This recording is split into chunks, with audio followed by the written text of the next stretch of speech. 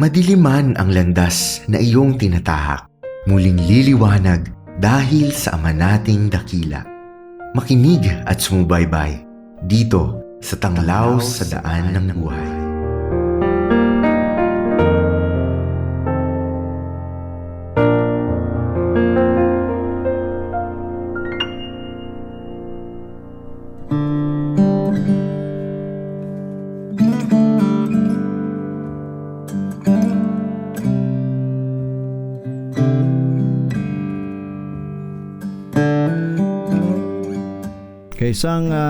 Muli isang magandang gabi po sa bawat isa.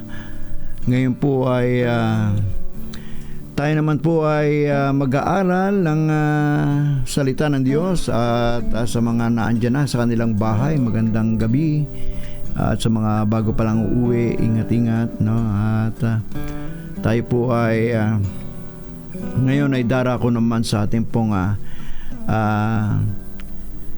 devotion, bago tayo po matulog ngayong gabi. Ay napakaganda na tayo ay makapag-aral ng salita ng Diyos at atin po itong madala, sapagkat ika nga mas maganda pag tayo daw po ay natutulog, ang ating pong bitbit ay walang iba kundi ang salita ng Diyos. Yan.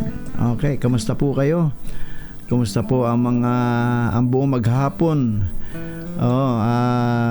Kayo po ba'y napagod? Kayo po ba'y napagal sa inyo po mga lakad? At yung mga nasa bahay po ay kamusta naman sa inyo pong paghahanda ng hapunan ngayong gabi? Okay, samahan niyo po ako kung kayo po mayroong Biblia dyan po sa inyo pong malapit sa inyo, ay pwede niyo po itong buksan. Tayo po ay darako sa ating pong salita ng Diyos sa gabing ito. Ang ating pong kukunin ay mula sa aklat po ng Galatia chapter 5 verse 15. Ang sabi po dito, ngunit kung patuloy kayong mag-aaway-away na parang mga hayop, baka tuluyan na ninyong masira ang buhay ng isa't isa. Tayo po muna ay manalangin sa ating Panginoon. Panginoong Diyos na makapangyarihan sa lahat, muli salamat po, Ama, sa iyong kabutihan sa amin, O Diyos. Salamat po sapagkat Ikaw ang aming pong gabay. Ikaw po ang aming pong Diyos noon, ngayon at pagpakailanman. Ikaw ang nagbibigay sa amin ng provision, ng protection sa aming pong buhay. Salamat, O Diyos, sa buong maghapon, Panginoon, na kami po ay sinamahan mo. Salamat sa katagumpayan at sa pagtatagumpay, Lord, sa buong maghapon nakasama ka. Ito po ang aming panalangin na Ama, sa aming po pag-aaral ng iyong salita ay mangusap ka nga po sa bawat isa po sa amin. Salamat po, Diyos, in Jesus' name. Amen and amen. Okay, sa ating pong nabasa mula sa aklat po ng Galatia chapter 5 verse 15, ngunit kung patuloy kayong mag-aaway-away, ayun po ay ito po ay parang babala o paalaala sa atin. Mag-away-away na parang mga hayop, baka tuluyan na ninyong masira ang buhay ng isa't isa. Meron palang ganun na ang pag-away-away na ituturing tayo, na itutulad tayo sa isang hayop, bagay ganun daw ay ingat po tayo at baka naman tuluyan na nating masira ang buhay ng bawat isa. Ika nga, the freedom Christ has given us is to love one another. Is to love one another, not to hurt one another. Serve one another in love. At yan po ang ating pong titulo, ating pong pamagat ng ating pong topic ngayon. Serve one another in love. The freedom that Christ has achieved for us is to do service in love. Yun po ay ang sinabi sa aklat po na ito ng ating pong binasa. Bite and devour each other. Sabi doon, kung kayo po ay mag-aaway, sabi doon, word na bite and devour each other. Baka masira na natin, no, ang isa't isa. Bite is a word used most often in the Bible of snake bites, and devour means to gulp down totally. No? If you bite people like a poisonous snake, sabi doon, and devour one another, you better take heed that you are not destroying yourself. So doon ay salitang bite and devour each other. Ang bite daw o yung pagsakmal, no, pagkagat, ito ay ginagamit ng mga salita na madalas sa Biblia ay ang pagtuklaw o pagkagat, no, ay mula sa isang ahas, snake bites. Yung devour naman ay ang kahulugan ay to gulp down totally, pabagsakin ng lubusan o sirain ng lubusan.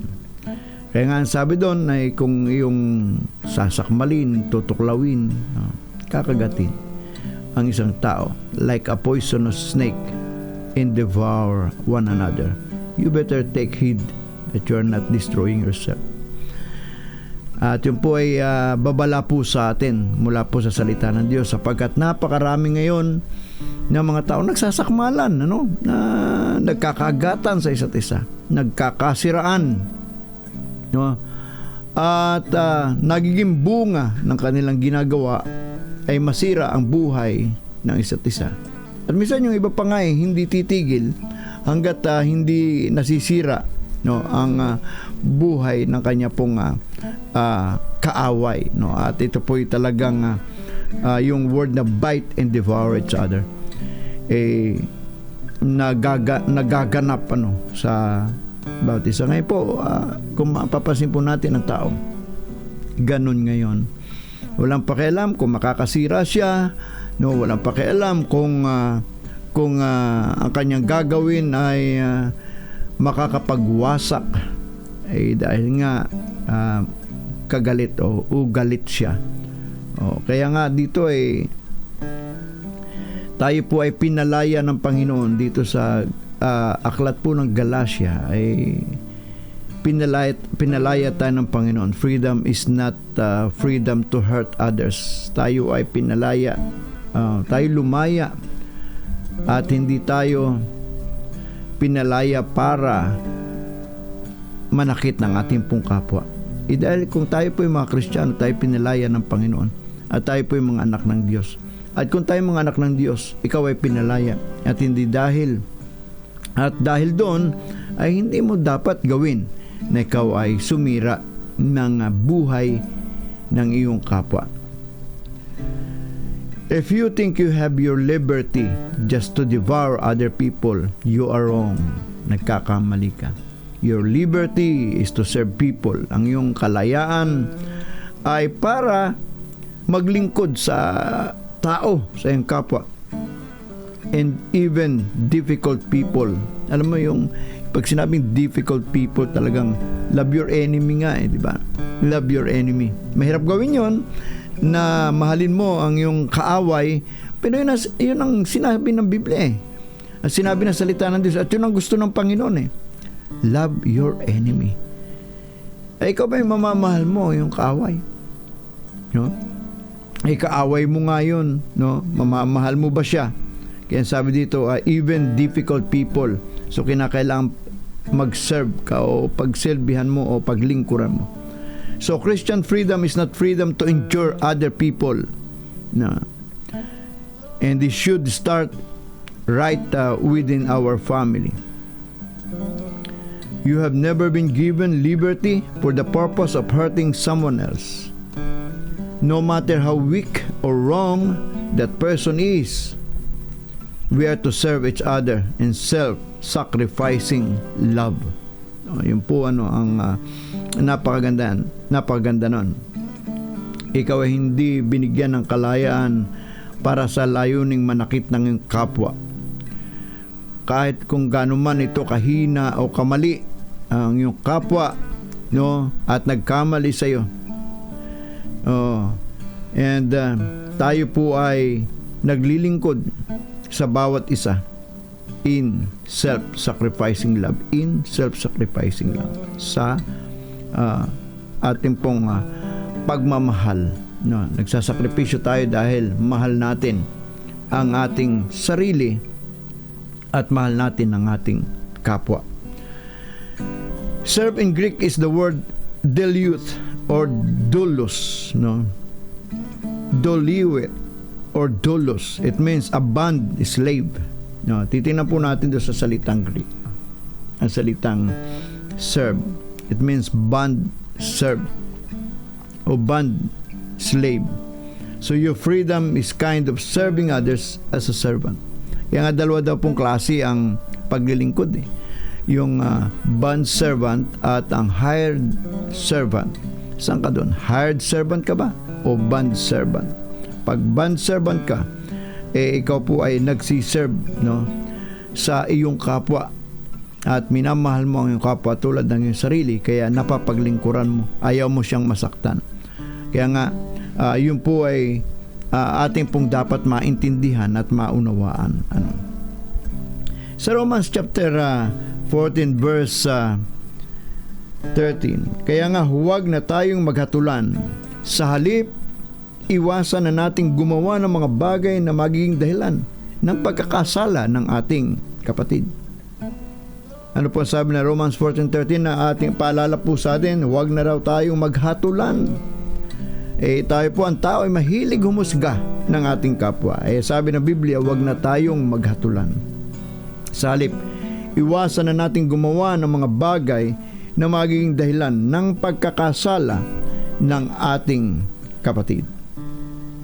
Sa 1 Corinthians chapter 8 verse 9, ngunit kahit na malaya kayong kumain ng kahit ano, mag-ingat kayo dahil baka iyan ang maging dahilan ng pagkakasala ng mga taong may hina pa sa kanilang pananampalataya. Bakit ito naman po ay tungkol sa pagkain? Sa 1 Corinthians 8 and 9, ngunit kahit na malaya kayong kumain ng kahit, ito yung tungkol sa pagiging malaya natin.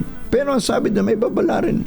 Kung sa ipagkakasala naman ng ating kapwa, no, ang ating pagkain, mag-ingat kayo.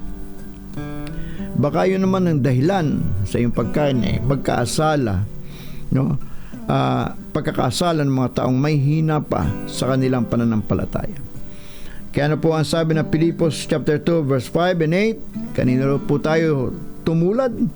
Ang sabi doon, dapat maging katulad ng kay Kristo Jesus ang pananaw ninyo. Kahit na nasa Kanya ang katangian ng Diyos, hindi niya itinuring ang pagiging kapantay ng Diyos bilang isang bagay na dapat panghawakan. Sa halip, ibinaba niya ng lubusan ng sarili niya sa pamagitan ng pag-aanyong alipin. Naging tao siyang tulad natin. At sa pagiging tao niya, nagpakumbaba siya at naging masunurin sa Diyos hanggang sa kamatayan, maging sa kamatayan sa krus. Alam niyo itong verse na ito ng Pilipos chapter 2 verse 5 to 8, itong sa kay Kristo na sabi doon tumulad daw tayo. Pero ang pangatwiran na ito, ang sabi ng iba ay si Kristo ay Diyos na nagkatawang tao. Ang sabi nga doon kahit siya ay Diyos, hindi niya ginamit ang pagiging Diyos, no? Kundi hinubad niya ito. Sa makatuwid, ang pagiging tao ni Jesucristo nung nasa Kanya, nandito sa lupa ay pagiging katulad po natin na 100%, 100% tao siya. Yung nararamdaman, yung naka-encounter siya ng mga tukso, pagsubok, lahat na sabi nga ng Biblia, lahat ng ating pinagdadaanan sa lupa ay pinagdaanan ni Kristo. Excuse. At baka nga mas lamang pa ang ating Panginoon Jesucristo sapagat siya ay napako sa krus ng Kalbaryo, pinako sa krus ng Kalbaryo, pinahirapan, samantalang tayo hindi. No, at ang sabi doon, siya po ay nag-anyong tao sa anyong alipin, no, sa kalagayan ng isang alipin. Kaya nga pa sabi doon, maging katulad daw po tayo. ni Kristo Jesus ang pananaw natin na kahit na nasa kanyang katangian ng Diyos, hindi niya itinurong ang pagiging kapatid ng Diyos bilang isang bagay na dapat panghawakan. Sa halip, ibinaba niya ng lubusan ang sarili niya sa pamamagitan ng pag-anyong alipin. Naging tao siyang tulad natin. Dito po ipinapaalala po sa atin na bilang isang tao, maging mababa po tayo. Maglingkod, siya ay narito upang maglingkod at hindi paglingkuran, no? Siya po'y narito upang maglingkod at hindi upang paglingkuran. Yan. Kaya nga po dapat tayo ay ganun no, na tayo po ay dapat ay naglilingkod sa ating Panginoon. At ang ating paglilingkod sa tao ay paglilingkod natin sa Diyos. No, kaya nga po tayo narito ay para maglingkod sa isa't isa. Serve one another in love.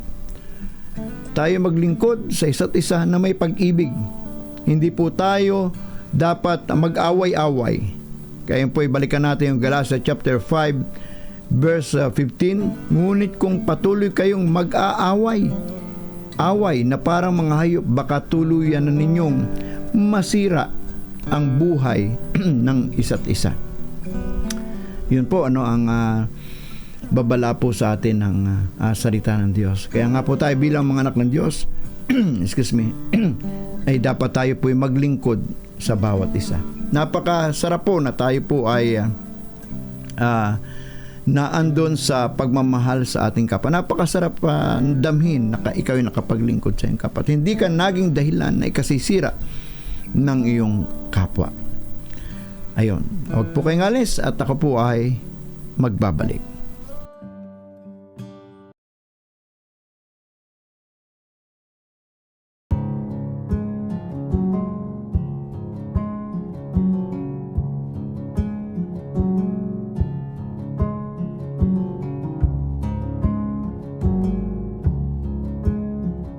My name is Jose Jojo Lim, nakatira sa Cagayan de Oro City. May 3 anak, nakatapos na din po sila lahat. Busy kami sa kunting retailing store, kunti lang po. But God's grace, nakaipon naman konti-konti. Mga 10 years ago, we heard already New J, DXJL. Wala akong radio, wala akong fan. Before we meet Jesus Christ in my life, wala. Trabaho lang. Isang sales boy na ganun lang kumita. Monday to Saturday, yun. Kahit anong lakad, wala kang pakialam. 3 beses lang ako magpunta sa church. Yung kasal, binyag, at saka libing. Yun lang KBL. 1989 to 1990, yun. Nag-umpisa yung pagtanggap ko kay Christ. From that start, nag-serve kami sa Lord. At that time na nag-COVID na, 4 years, bagsak yung negosyo. Almost 90% sa aming negosyo. Wala. So Lord, paano ito? Hindi na namin magkaya. Dito sa Cagayan de Oro, malaking konsumo mo sa kuryente, pangbayad ng tubig, at saka yung consumption daily, ano namin ito, Lord? Ito nga ang kita, ito lang. But God's grace, hindi kami niya pinabayaan. Salamat sa Panginoon na may deeper relationship sa Kanya. Yan ang pinaka-bridge namin sa Kanya ngayon. Kung ano mang mga ginagawa namin para sa Kanya. Nag-buy ako ng isang AM, FM radio.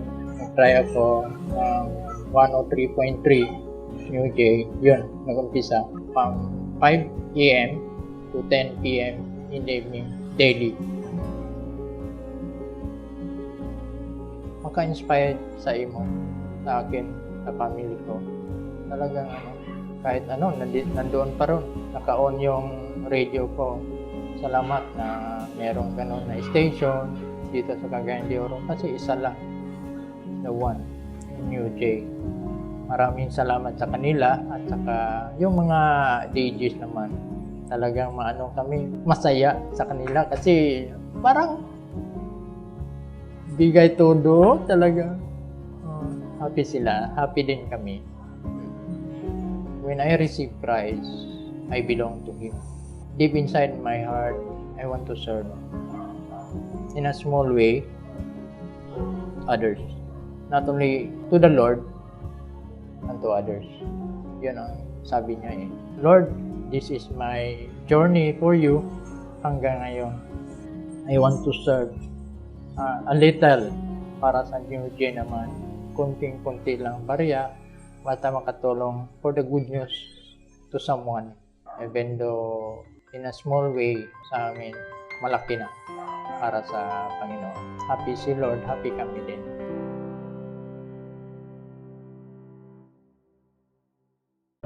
Okay, muli po ay tayo po ay nagbabalik. Tayo po ay darako ngayon sa ating pong panalangin. Tayo po ay manalangin. Panginoong Diyos, sa oras pong ito, maraming salamat po Ama sa iyong kabutihan sa amin. We thank you God for your goodness and faithfulness. Salamat po Diyos sa iyo pong mga salitang amin pong natutunan sa hapon pong ito o sa gabi pong ito, Panginoon. At marami pong salamat sa laging paalala ng iyong mga salita na siya nagbibigay sa amin, O Diyos, ng kalakasang espiritual. Panginoon, sa aming pagtulog, O Diyos, Ikaw po ang makasama po namin. At Ikaw po, Lord, ang siya pong magbigay muli sa amin ng panibagong buhay sa kinabukasan. At panibagong pagtatagumpay sa aming pong buhay. O Diyos, amin pong iniaalay sa iyo ang aming pong buhay na kami patuloy mong turuan, O Diyos, mula sa iyo pong mga salita. Sa mga bagay na hindi po kami natututo, ay kami patuloy mo pong turuan, O Diyos. At sa aming pong pagiging anak mo, at kung kami man ay nakagawa ng hindi maganda sa aming kapwa, Lord, turuan mo kami na ang mga salita mo na tulad namin pinag-aralan ngayon ay maisabuhay po namin, na kami po ay makapaglingkod sa isa't isa at hindi makasira, O Diyos. Lord, pagpalain mo, Panginoon, ang bawat isa, lalong higit ang naging tagapakinig po sa oras pong ito, saman sila na andun, O Diyos, at sila man ay ngayon ay pauwi na, ingatan mo, Panginoon, at kung sila man ay ngayon ay nasa kani-kanila ng tahanan, O Diyos, ay ang salita mo, Lord, ang siya pong laging mamayani sa kanila pong tahanan at sumentro sa kanila pong tahanan sa oras pong ito. Muli maraming salamat po Ama, mula sa iyong mga salita nagpaalala sa amin na kami po ay huwag humusga sa aming kapwa, huwag magsiraan, kundi kami ay maglingkod sa isa't isa. Salamat po, O Diyos. Pagpalain mo ang bawat isa sa oras pong ito. In Jesus' name, Amen and Amen. Ayun, at tayo ngayon ay pansamantalang magpapaalam, at marami pong salamat sa nakasama ko sa hapon pong ito at sa gabi pong ito sa ating pong pag-aaral ng salita ng Diyos. Freedom is not freedom to hurt others and serve one another in love. Yun po yung ating pong salita ng Diyos na ating pong napag-aralan ngayon mula po sa aklat ng Galatia chapter 5 verse 15, Romans 14 verse 13, 1 Corinthians 8 verse 9, at Philippians chapter 2 verse 5 to 8. Yan po yung ating mga talata sa Bibliang nagamit ngayon upang ipaalala po sa atin ang kanya pong mensahe sa atin na tayo po'y maglingkod. Muli po maraming salamat at sa ating po mga tagapakinig, marami pong salamat sa mga nag-text, sa mga nag-chat at doon po sa prayer po natin, at kung kayo po'y sumabay, asahan niyo po na ang Diyos ang siya pong nagbigay sa atin ng kasagutan at katugunan sa ating pong panalangin. Muli po maraming salamat at kami po ang inyo pong nakasama ng church po ng Soldiers of Jesus Christ Community Christian Ministry tuwing araw po ng Wednesday sa programang Tanglaw sa Daan ng Buhay.